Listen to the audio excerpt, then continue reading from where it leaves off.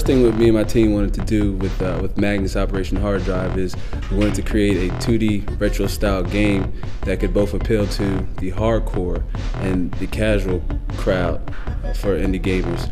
And what we wanted to do was we kind of wanted to focus on story just a tad bit. The game might seem like it may have too much story, but it is a very immersive world, and each character has a little bit of depth and story background behind them. So we wanted to try to make sure that those of you who are into story games and love a good story, that we tried our best to make sure we told one for you. And we have additional support for the game. There'll be storyboards, there'll be additional trailers and clips that can pull you closer to the story without even having to actually play the game.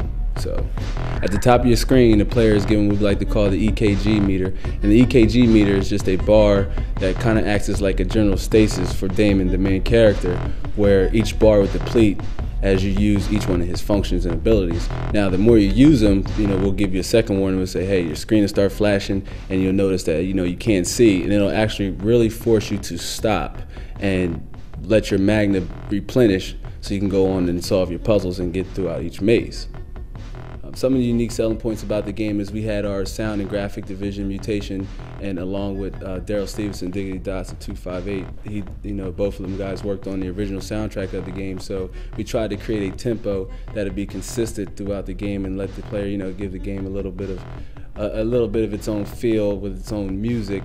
And like we said before, we stress letting the player test their timing and their patience to see how good they can progress through each level. Be on the lookout for Magnus Operation Hard Drive, the full version, Q1 2011.